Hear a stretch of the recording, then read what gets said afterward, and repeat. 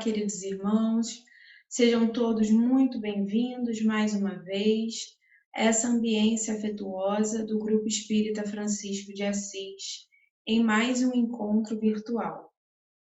Sabemos que a espiritualidade amiga da Casa de Francisco está com cada um de nós nesse instante em que nos sintonizamos com ela. O nosso estudo de hoje vai ser realizado pela Gabriela Lourenço, do Centro de Estudos e Pesquisas Allan Kardec, CPAC, e vai falar para nós sobre pregue o Evangelho, se necessário, use palavras.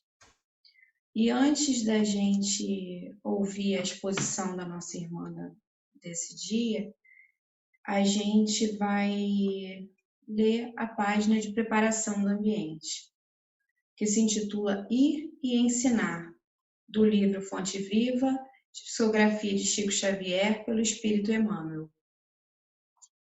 Portanto, ide e ensinai. Jesus, no Evangelho de Mateus, capítulo 28, versículos 19 e 20. Estudando a recomendação do Senhor aos discípulos, ide e ensinai, é justo não olvidar que Jesus veio e ensinou. Veio da altura celestial e ensinou o caminho de elevação aos que jaziam atolados na sombra terrestre. Poderia o Cristo haver mandado a lição por emissários fiéis. Poderia ter falado brilhantemente, esclarecendo como fazer. Preferiu, contudo, para ensinar com segurança e proveito, vir aos homens e viver com eles, para mostrar-lhes como viver no rumo da perfeição. Para isso, antes de tudo, fez-se humilde e simples na manjedoura. Honrou o trabalho e o estudo no lar, e em plena atividade pública foi o irmão providencial de todos, amparando a cada um conforme as suas necessidades. Com indiscutível acerto, Jesus é chamado o Divino Mestre. Não porque possuísse uma cátedra de ouro, não porque fosse o dono da melhor biblioteca do mundo, não porque simplesmente exaltasse a palavra correta e irrepreensível, não porque subisse ao trono da superioridade cultural, ditando obrigações para os ouvintes, mas sim porque alçou o próprio coração ao amor fraterno e, ensinando, converteu-se em benfeitor de quantos lhe recorriam os sublimes ensinamentos. Falou-nos do eterno Pai e revelou-nos com seu sacrifício a justa maneira de buscá-lo. Se te propões desse modo cooperar com o Evangelho, recorda que não basta falar, aconselhar e informar. Ide e ensinai. Na palavra do Cristo quer dizer, ide e exemplificai para que os outros aprendam como é preciso fazer. Vamos orar, meus irmãos. Nesse instante que nos encontramos aqui reunidos mais uma vez, elevamos nossos pensamentos a Deus, nosso Pai querido, Jesus, nosso Mestre e Irmão, e agradecemos a oportunidade bendita de aprender um pouco mais sobre o Evangelho de Jesus e a doutrina espírita. Agradecemos pelo pão de cada dia, pelo ar que respiramos, pelo amparo da espiritualidade amiga. Agradecemos, Senhor, até pelos intempéries do caminho, que sabemos serem necessários para o nosso burilamento espiritual. E nesse instante, eternos pedintes que somos, pedimos, Senhor, que abençoe a cada um de nós aqui presentes, aos nossos familiares, a irmã que preparou a exposição com tanto carinho para nos instruir um pouco mais. Abençoe, Senhor Jesus, os doentes de toda sorte, a todos aqueles que se encontram nesse momento realizando o desenlace do corpo terreno. Abençoe os nossos irmãos suicidas e, enfim, Senhor, a todas as criaturas da terra. Sê conosco agora e sempre, e graças a Deus. Muita paz.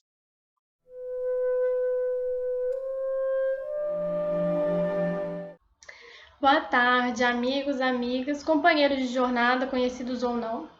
Hoje estou aqui para conversar com vocês um pouquinho sobre uma frase que eu conheci logo que eu comecei a estudar um pouco sobre a doutrina espírita. Num dos primeiros cultos no lar que eu participei, uma pessoa muito especial me disse assim: pregue o evangelho, se necessário, use palavras. Então, é um tema do qual eu tenho muito carinho e que também acho que é muito importante a gente estar se relembrando, né? Principalmente quando a gente faz esses estudos falando. Acaba sendo aquele estudo que é primeiramente pra gente e que depois a gente compartilha com as pessoas. Para completar esse estudo, eu trouxe as obras Vinha de Luz, na lição número 76, que se chama Na Propaganda Eficaz, e o Evangelho segundo o Espiritismo, no capítulo 17, Sede Perfeitos, na parte de Instruções dos Espíritos, no tópico A Virtude. E aí vai ser basicamente um mix de trechos desses livros dialogando com esse tema. Não vou seguir uma ordem de primeiro um livro, depois o outro, esses trechos vão se misturar. Tudo bem? Bom, no Vinha de Luz, logo no primeiro parágrafo, Emmanuel diz assim: há sempre um forte desejo de propaganda construtiva no coração dos crentes sinceros. Confortados pelo pão espiritual de Jesus, esforçam-se os discípulos novos por estendê-lo aos outros. E a gente sabe como isso é verdade, né? Principalmente, talvez, quem já tenha passado por uma outra religião antes de chegar na doutrina espírita, que aí a gente chega, a gente se depara com tantas coisas novas, diferentes, e a vontade de divulgar, a vontade de falar disso, de levar isso para outras pessoas, e também até com relação a aspectos que não dizem respeito à parte de espiritualidade ou de religião, né? Quantas coisas na nossa vida não acontecem que a gente acha tão incrível, a gente descobre uma coisa e a gente quer que todo mundo saiba disso, e que a gente quer divulgar essa informação e compartilhar. E aí, como que a gente faz isso muitas vezes? Através da nossa palavra. Seja essa palavra escrita, seja essa palavra falada, né? Hoje nas redes sociais, muitas vezes a gente não fala com a nossa voz, mas a gente escreve, compartilha post, né? E assim a gente também está atuando nessa propaganda construtiva. Porém, e aí sempre vai vir um porém, como Emmanuel diz ali, mas nem sempre acertam na tarefa. Muitas vezes, movidos por impulsos fortes, tornam-se exigentes ou precipitados, reclamando colheitas prematuras. Ou seja, às vezes a gente está indo na maior boa intenção, né? Com aquele, ele fala, os crentes sinceros, né? Um desejo forte no coração de ajudar, de fazer uma propaganda construtiva, algo para o bem. Mas às vezes a gente está tão movido pela emoção, às vezes a gente está movido por um impulso tão forte que isso que a gente faz, ao invés de ajudar, acaba atrapalhando. E por que isso pode acabar atrapalhando? Quando ele diz ali, né, tornam-se exigentes ou precipitados.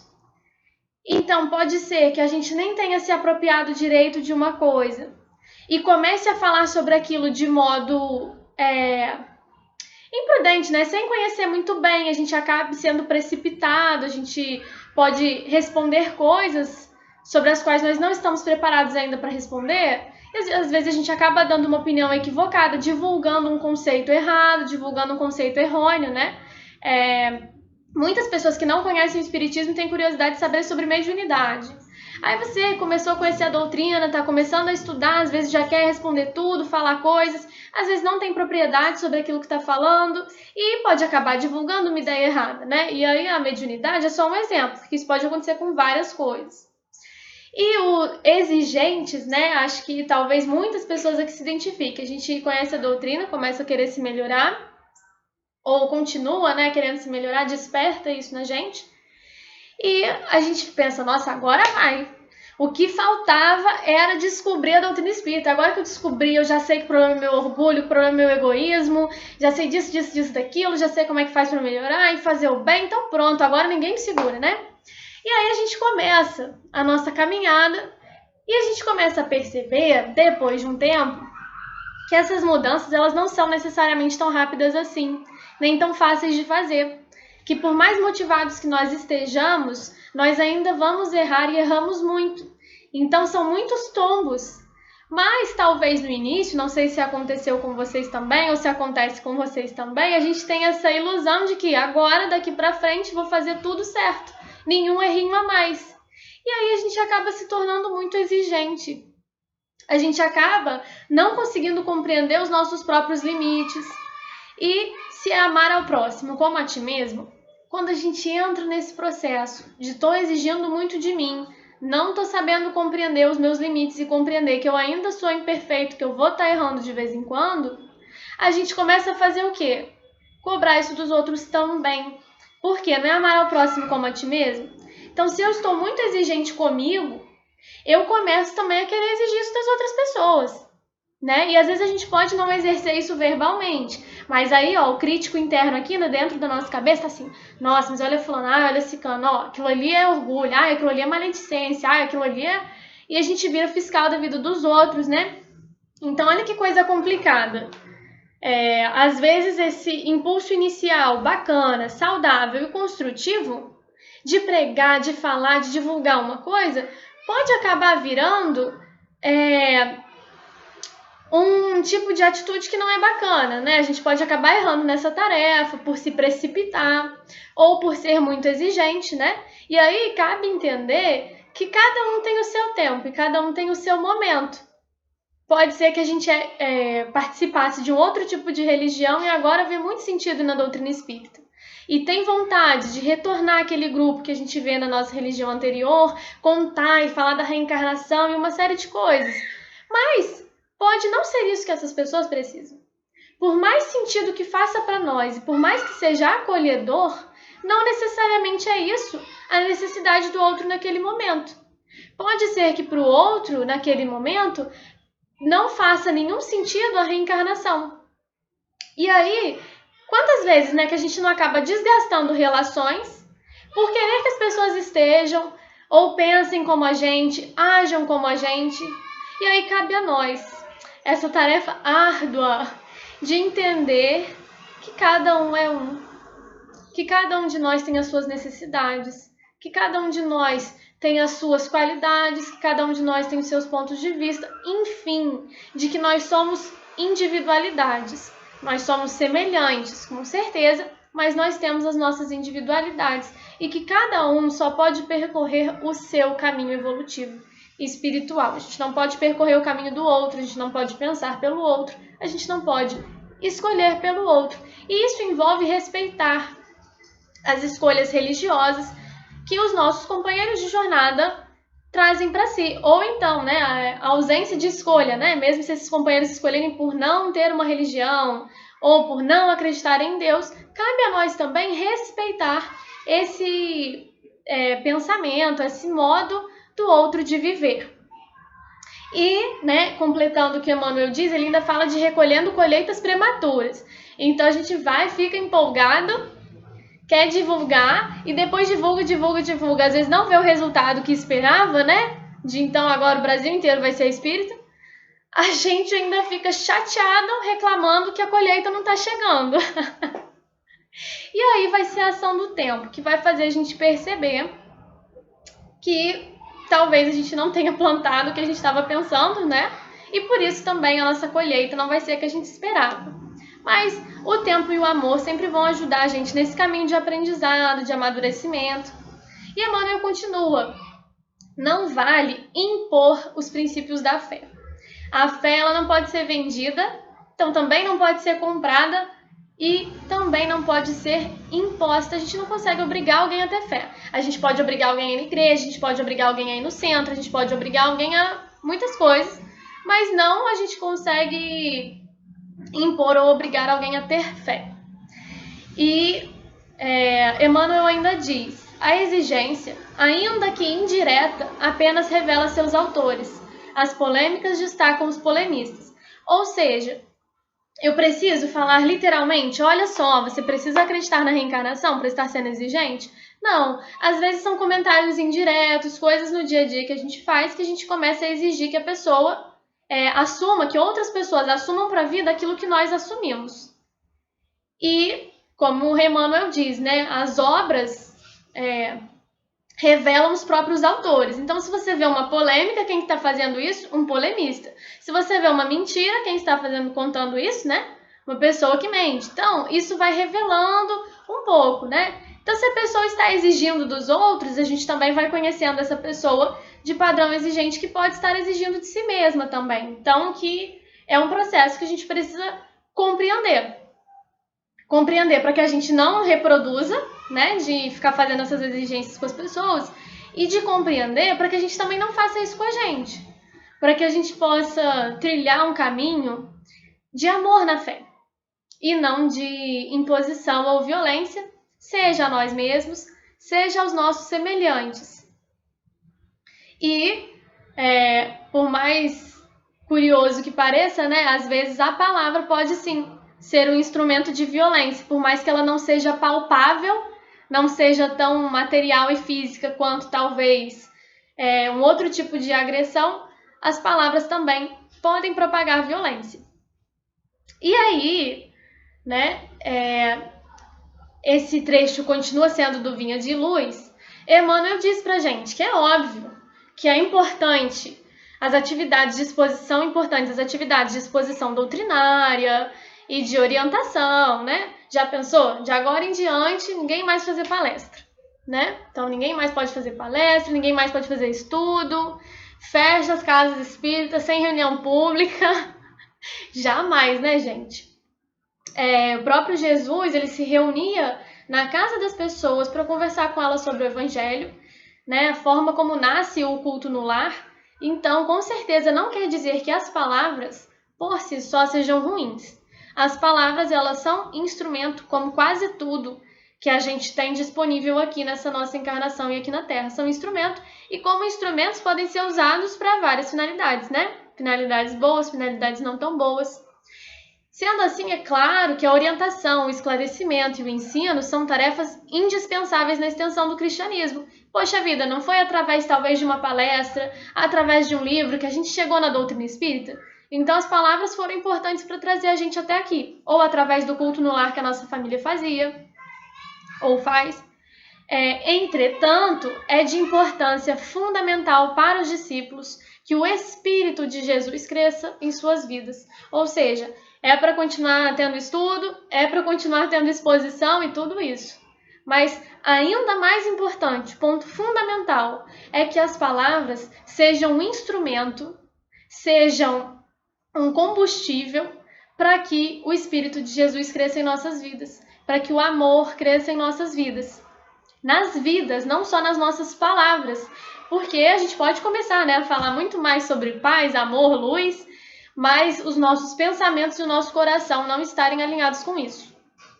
E aí ele usou uma frase que eu achei maravilhosa, que é: revelar o Senhor na própria experiência diária é a propaganda mais elevada e eficiente dos aprendizes fiéis. Ou seja, pregue o Evangelho, se necessário, use palavras. Se necessário, use palavras, quer dizer que corriqueiramente o que a gente deve usar? As nossas atitudes, o nosso exemplo. E por isso, né, que as nossas próprias atitudes, a nossa experiência diária, vai ser essa propaganda eficaz que o Emmanuel traz no Vinha de Luz. Essa é a propaganda mais eficiente. E aí, principalmente porque ela não vai ser restrita ao nosso ambiente religioso. Essa propaganda vai poder estar com a gente quando a gente está no nosso trabalho. Essa propaganda pode ser feita, né, por meio das nossas atitudes quando a gente está com a nossa família e até em momentos onde nós estamos sozinhos. Porque existe a nuvem de testemunhas dos nossos irmãos desencarnados e porque muitas das nossas maiores batalhas são com os nossos sentimentos no nosso mundo interior. E vai ser nesse trabalho que a gente vai fazer a maior propaganda. Vai ser trabalhando o nosso amor, vai ser trabalhando o perdão, vai ser trabalhando a paciência, vai ser trabalhando a caridade, vai ser trabalhando o silêncio quando a gente tem vontade de responder, que a gente vai aos poucos sendo a propaganda viva daqueles ensinos que a gente estuda e que a gente diz. Não é virtuoso aquele que faz ostentação da sua virtude. Esse já é do Evangelho segundo o Espiritismo. pois que lhe falta a qualidade principal, a modéstia, e tem o vício que mais se lhe opõe, o orgulho. A virtude verdadeiramente digna desse nome não gosta de estadiar-se, adivinham-na. Ela, porém, se oculta na obscuridade e foge à admiração das massas. Vários exemplos, né, de espíritos verdadeiramente bons, alguns que a gente conheceu, como Chico Xavier, como Gandhi, não eram espíritos que precisavam dizer, nossa, olha como eu sou bom. Quem chegava a essa conclusão da virtude e da bondade? Quem estava de fora, pelas próprias atitudes e pelas ações, pelas obras desses espíritos.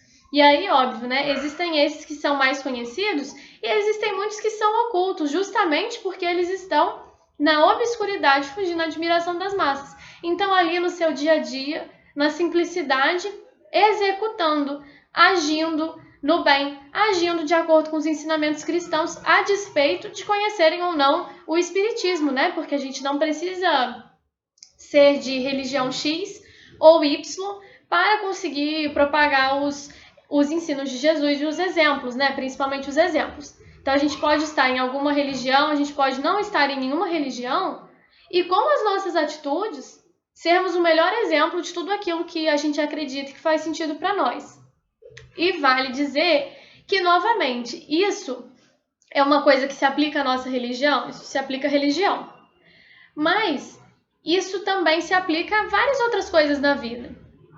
Então, se eu gosto de um estilo X de alimentação, se eu gosto de um estilo Y de vida, como que é a melhor forma de contagiar outras pessoas a fazerem isso, né? Se eu quero fazer essa propaganda, dando o meu exemplo. Quando as pessoas forem vendo a minha mudança, o que isso traz de bom para mim, isso pode motivá-las a seguir o nosso exemplo, ou não. Tem uma historinha que a mãe de uma criança que tinha diabetes, né, precisava convencer a criança a parar de comer doce, né, a comer menos doce. E ela já não sabia mais o que ela fazia, porque ela falava, não adiantava.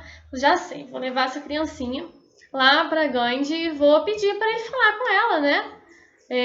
Um ser de luz, vai que a minha filha ouve. E aí leva a criança, fala com Gandhi, e ele fala assim, volta em 15 dias. Ela fala, puxa vida, não foi dessa vez. Mas tudo bem, ela não desistiu. 15 dias depois, lá estava ela levando de novo a criança. E aí quando ela chega lá, né, ansiosa para saber o que ele iria dizer, depois de 15 dias, ele diz, não coma mais açúcar. E ela ficou assim, puxa vida, precisava de 15 dias para dizer isso? E ele responde para ela, é porque eu estava comendo. Então, por que ele não disse na primeira situação? De que adianta ele dizer e não fazer? Não adianta. Então, ele primeiro pediu os 15 dias para que ele conseguisse parar e mudar o seu hábito, para depois poder recomendar isso a alguém. E com qualquer tipo de mudança de hábito ou outras mudanças na nossa vida, acho que acontece uma situação semelhante. Às vezes a gente pode ficar muito empolgado no início, querer divulgar isso para as pessoas, mas pode ser que essa atitude de divulgação inicial acabe desviando o nosso foco, desviando o nosso objetivo, né? Como se essa divulgação e como se as palavras fossem o objetivo final. Mas elas não são o objetivo final. Então, acho que o grande cuidado que a gente precisa com as palavras é para que a gente não se perca no meio delas. Porque, às vezes, a gente dizer, né? Assim, o nosso cérebro trabalha muito com o que a gente diz. É a nossa mente. Então, às vezes a gente diz coisas e parece que já são trabalhos concluídos na nossa mente. E aí é sempre um esforço da gente se lembrar que esse trabalho não está concluído, de que ele precisa ser constante. Então, eu fiz um estudo sobre orgulho. Poxa, li pra caramba, estudei, aprendi várias coisas bacanas. Foi um prazer inenarrável divulgar e dividir isso com outras pessoas, mas que eu me lembre que isso não é o objetivo final desse estudo. Que esse dividir com as pessoas é mais um ponto, é mais uma estação desse processo e dessa jornada do que o ponto final.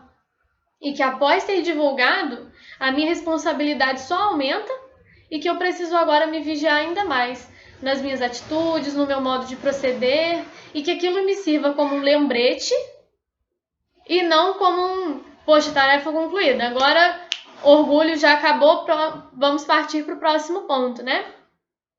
Então, acho que talvez esse seja o grande cuidado que a gente precisa ter com as palavras. Não para não usá-las, mas para pensar na forma de usá-las. E que quando a gente estiver usando para o bem, que a gente se lembre de não parar nas palavras. Que a gente possa transcender, que a gente possa ir além das palavras. E que a gente possa deixá-las para realmente quando for necessário. E no nosso dia a dia, na maioria das vezes, isso não vai ser necessário. Não vai ser necessário de ser dito explicitamente. Nós poderemos dizer com as nossas atitudes, com o nosso modo de lidar com os nossos semelhantes e deixar que, assim, as nossas atitudes falem por nós. Bom, no Evangelho segundo o Espiritismo, nesse item, ainda tem mais um trecho que diz assim: não imiteis o homem que se apresenta como modelo e trombeteia ele próprio suas qualidades a todos os ouvidos complacentes, né? Que é a tal da história do que eles falam no Evangelho, né? A pessoa que faz o bom ato e depois vai lá para a esquina, pega lá e fala para todo mundo do que fez, né? Ou aquela coisa bacana que a gente faz, vai posta foto na rede social, quer falar para todo mundo, olha como nós somos pessoas excelentes pelo que nós estamos fazendo. E aí sempre aquele cuidado, né, de diferenciar, poxa, será que eu estou divulgando, estou fazendo a propaganda de uma boa ação e quero que as pessoas possam ir? Ou será que eu estou me divulgando? Né? Será que eu estou ali tentando fazer uma autopromoção? Será que eu estou querendo um like, uma curtida, um comentário bacana? E por que será que eu tenho necessidade dessa curtida? Por que eu tenho necessidade desse like? O que isso está tentando abafar em mim? O que eu estou tentando alimentar em mim com esse tipo de atitude, né?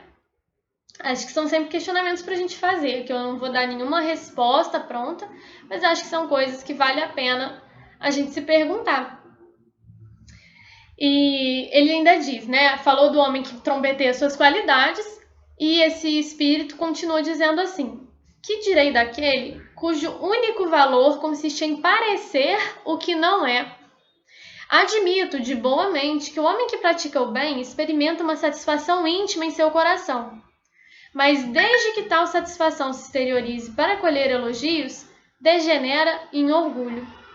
Ou seja, pode ser que muitas vezes aquela pessoa que foi lá, que fez uma coisa, posta uma foto ou que começa a divulgar aquilo ali, né? Pode ser que no início essa pessoa tivesse uma intenção muito bacana e tenha realmente se sentido bem por fazer o bem. Mas quando a gente se desloca para outra parte de divulgar isso para colher elogios, isso acaba degenerando em orgulho. O nosso foco muda, o nosso foco para de ser o outro e começa a ser a gente mesmo, né? O como eu sou bom e se vangloriar. Então a gente volta para ficar olhando só para o nosso próprio umbigo, né? E aí, óbvio, vale também a questão de que o mais importante é a nossa intenção. Então pode ser que tenham pessoas que simplesmente colocam e divulgam coisas nas suas redes sociais sem a menor intenção de receber elogios, sem a menor intenção de receber curtidas, que não ficariam absolutamente chateadas se aquilo ali resultasse em 0 comentários, 0 elogios, enfim, que ficariam tranquilas, né? E não tem essa intenção de colher elogios, e aí tudo bem. Porque qual é a grande questão? É a nossa intenção. Qual é a intenção que a gente coloca naquilo que a gente faz? E a nossa intenção, só nós mesmos e a nossa consciência poderemos responder. Mas fica essa reflexão. O que motiva a minha ajuda? E o que motiva a minha divulgação dessa ajuda? Será que é necessário essa divulgação nesse momento? Eu estou divulgando o trabalho, eu estou divulgando a campanha, eu estou falando para que aquelas pessoas possam ir, por exemplo, doar sangue? Ou eu estou divulgando que eu sou muito bacana e doei sangue essa semana? Qual que é a divulgação que eu estou fazendo? E observação, não doei sangue, não tem nem peso para doar sangue. Então foi realmente só um exemplo, mas acho que quem puder é um bom momento para fazer isso, porque realmente os hospitais estão precisando. E agora voltando, retomando, né, a questão do prego evangelhos necessários de palavras, é aquela história que a sua mão direita não saiba o que faz a mão esquerda, sobre essa desnecessidade da divulgação de algumas coisas, né, sobre como a gente pode fazer a caridade e seguir sem precisar fazer um alarde sobre isso. Mas assim, Se hoje o melhor que a gente pode fazer é fazer a caridade e fazer propaganda, então faz a caridade, porque pelo menos você está ajudando alguém. Já é melhor do que ficar totalmente parado, né? A gente vai indo por níveis, por estágios. Pode ser que no início a gente ainda precisa de um aplauso, mas que a gente tenha consciência disso, reconheça essa nossa necessidade do aplauso e busque ir em direção de se desapegar da necessidade de elogios, de aplausos, de reconhecimento, para chegar no ponto de fazer o bem, pela satisfação que aquilo nos dá. E é isso que ele fala também, agora no Vinha de Luz de novo. Se realmente desejas estender as claridades de tua fé, lembra-te de que o Mestre precisa crescer em teus atos, palavras e pensamentos, no convívio com todos os que te cercam o coração. Somente nessa diretriz é possível atender ao Divino Administrador e servir aos semelhantes, curando-se a hipertrofia congenial do eu. Então, olha só, ele nem exclui as palavras, né? O Mestre precisa crescer em teus atos, palavras e pensamentos, mas inclui aí nesse combo as outras coisas, não só nas palavras, mas que ele cresça principalmente aí nos nossos atos, que cresça no nosso pensamento e aí possa ir se expandindo e irradiando através de nós, para que a gente possa ir se curando, para que a gente possa ir servindo, exercitando o amor. E aí, para encerrar, trouxe a frase que paradoxalmente iniciava o Vinha de Luz, né? Eu terminando essa frase iniciava. É necessário que ele cresça e que eu diminua. Isso está no Evangelho de João, capítulo 3, versículo 30. Então, que essa possa ser a reflexão para a nossa semana. Que ele cresça e que o nosso eu diminua cada vez mais.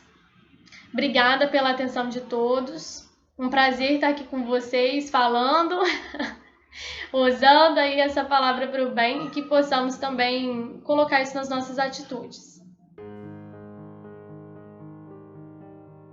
Com os nossos olhos fechados, em uma sintonia elevada, vamos finalizar esse nosso encontro com uma oração. Obrigada, Senhor Deus, pela oportunidade de estarmos aqui reunidos. Obrigada pela internet, pelas tecnologias que possibilitam esse encontro. E muito obrigada, Mestre, por todas as possibilidades que o Senhor nos dá de vivenciarmos seu Espírito de amor, de bondade e de luz. Que possamos ver em nossas mãos instrumentos, em nossos pés instrumentos, em nossa boca instrumentos, em nossa mente instrumento. Que de nós irradie e propague seu amor na vida de cada um. Que possamos ser testemunhos do bem, da verdade, do amor, em cada um de nossos atos, em cada um dos ambientes que frequentamos e até mesmo quando estamos a sós. Seja conosco, nos guiando nesse caminho, nos fortalecendo e nos ajudando a levantar após cada uma de nossas quedas. Obrigada pelo seu infinito amor, bondade e misericórdia para conosco, que assim seja. Então, que assim seja, assim é, e desejo uma abençoada semana a todos vocês.